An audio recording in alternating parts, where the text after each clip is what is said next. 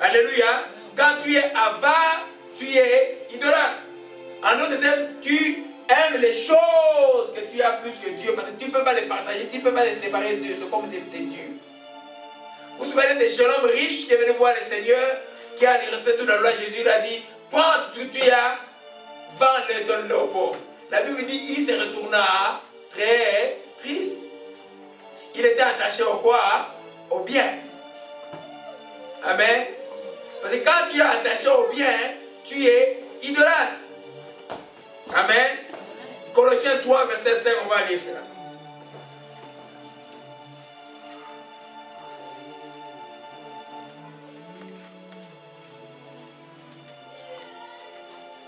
Amen. Colossiens 3, verset 5.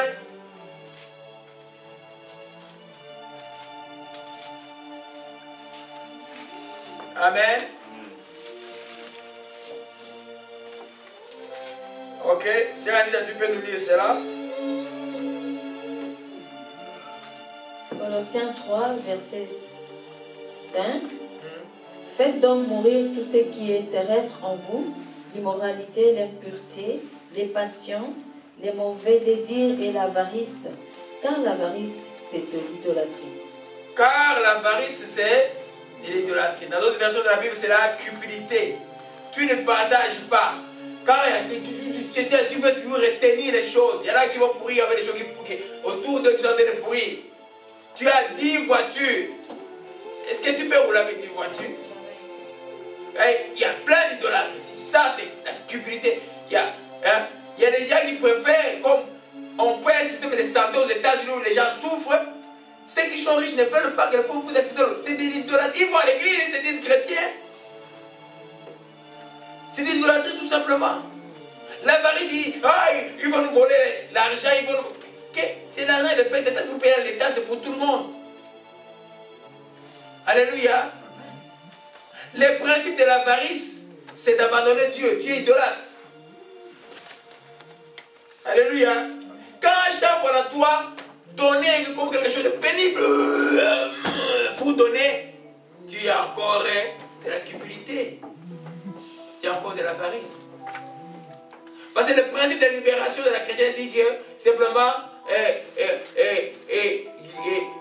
donner, il vous sera donné. Dieu aime celui qui donne avec joie. Amen. Quand vous avez des gens avec 10 voitures et ils ont 50 maisons qui ne dorment même pas dedans, ils ne peuvent même pas former une entreprise pour aider la population qui est locale. Comme au Congo, là, ils accumulent les choses, ils accumulent pour rien, ils accumulent les femmes, ils accumulent les enfants, et puis moi tout le temps, parce que l'idolâtrie, ça va tomber. Tout ce qui est issu de l'idolâtrie va tomber. Mais les gens ne tirent pas des leçons. Alléluia. Amen. Et Ephésiens 5, verset 5, je vais demander à Merveille de nous lire ça aujourd'hui pour la première fois. Ephésiens 5, verset 5. Amen.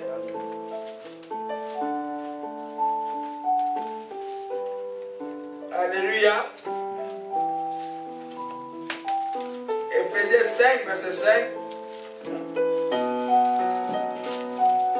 lis la parole de Dieu. Amen. Car sachez-le bien, aucun impudique ou impur ou cupide, c'est-à-dire idolâtre, n'a d'héritage dans le royaume de Christ et de Dieu. Amen. Cupide, c'est-à-dire idolâtre. Pourquoi l'apôtre dit c'est-à-dire? Il ne veut pas qu'on soit dans la confusion. Amen. Amen. Chaque fois il y a la cupidité, l'accumulation, toi c'est toujours, il y en a qui veulent, tu sais ça, quand j'ai enseigné sur le péché, c'était bien l'enseignement parce que tout le péché se joignait. Un cupide par exemple, il est aussi envieux, hein? Il a, mais il va encore envier, il va encore envier, mais ça n'a pas de fin. Alléluia. On va voir les étapes, comment on tombe dans la question. C'est un enseignement vraiment très, très, très merveilleux et très beau. J'ai béni le Seigneur pour cela. Alléluia.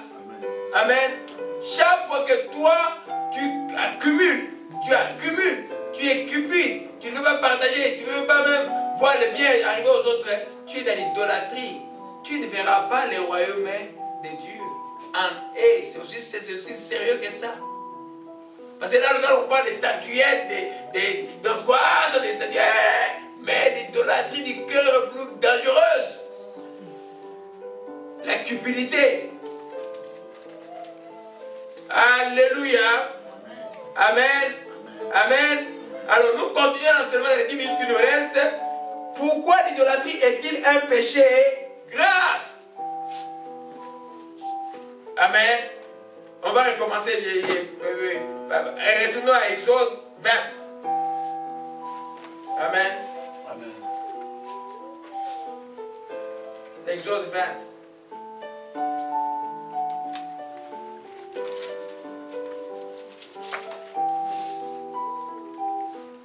Alléluia.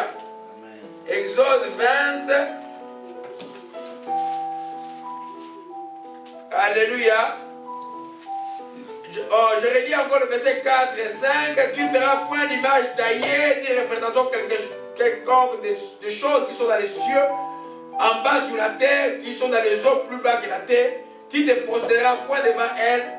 Tu ne te serviras point, car moi l'Éternel, je suis un Dieu jaloux qui punit l'iniquité de père sur les enfants jusqu'à la 3e et la 4e génération de ceux qui me haïssent. 3e et 4e génération de malédiction parce qu'un papa est allé et rosicrucien, il est franc-maçon, il est cancard, il est idolâtre. Alléluia. Amen. Trois générations de malédiction. Alléluia. Les malheurs qu'il peut passer des générations, les gens n'ont jamais su qui était le grand-père ou la grand-mère. Les gens se retrouvent avec des problèmes, on ne sait pas d'où ça vient, on ne sait pas d'où ça vient. Mais il y a quelqu'un qui a fait des bêtises il y a quelques temps. Mais je vous dis qu'en Afrique, c'est général. Dans toutes les familles, tous les clans sont diaboliques. Parce que le lien de sang, c'est un lien diabolique. Hein? Les traditions, là, ils sont diaboliques. Amen. Nous allons voir comment ils sont arrivés là. Parce qu'ils ne connaissaient pas Dieu. C'est tout à fait normal. À l'époque, ils ne connaissaient pas Dieu. Tout le monde, avant la révélation de Jésus-Christ et où de Dieu vivant d'Israël, dans le temps d'Israël, tout le peuple, le monde était dans les ténèbres, était dans l'idolâtrie. Parce que l'homme a été manufacturé pour avoir un Dieu. Il doit avoir un être supérieur qui croit un peu. Amen. Ce peuple ne procède pas de dépression comme ceux qui ne connaissent pas Dieu qui ont des dépressions tout le temps ici. Hein? Les études montrent que ceux qui croient à un Dieu ont moins de dépression que ceux qui ne croient pas à un Dieu. C'est important de croire. Alléluia. Amen. Donc, les conséquences de l'idolâtrie et les conséquences de l'idolâtrie, c'est un péché dangereux et c'est un péché grave parce que d'abord, premièrement, les conséquences de l'idolâtrie traversent les générations. Donc on sacrifie toute une génération quand les gens sont rosicruciens, sont cancars, sont, je ne sais pas, magie noire et tout ça, vaudou et tout ce que vous voulez. On sacrifie les générations.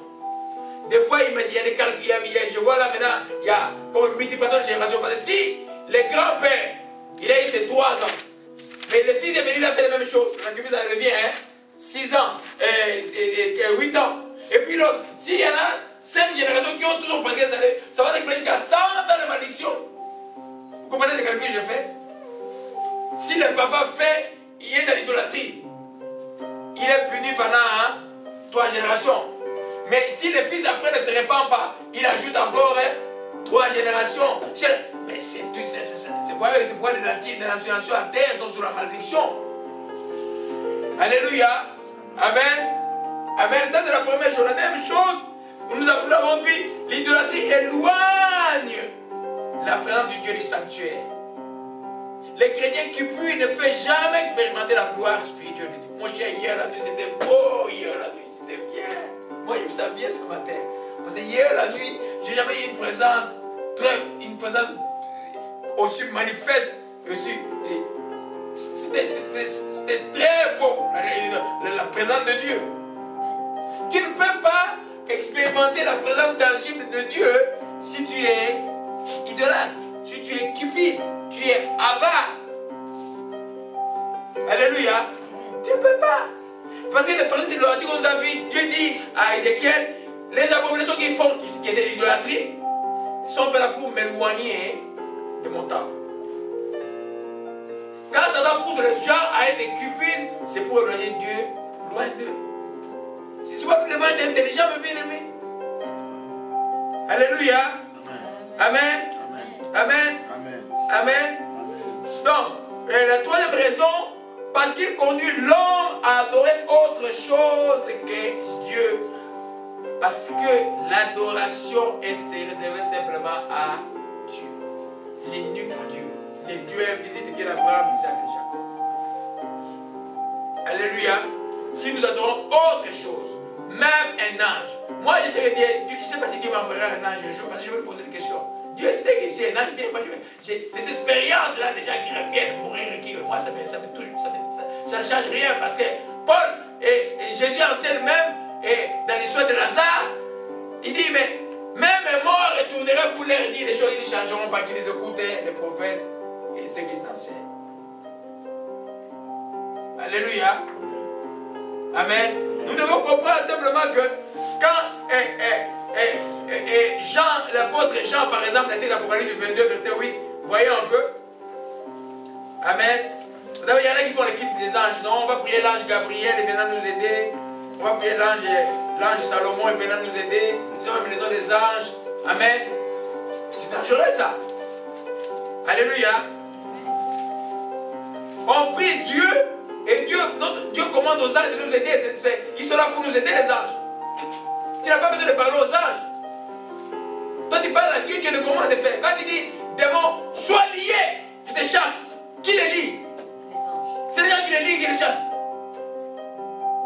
Ils sont là, ils sont autour de nous tout le temps. Amen. Amen. Des fois, on va planifier des choses contre toi en cours de route. Mon frère là, il a fait quoi? 7 ans au Congolais, il risquait accident d'auto. Mais quand je parle de j'ai même des larmes aux yeux. Accident d'auto, il est sorti, c'est un somme.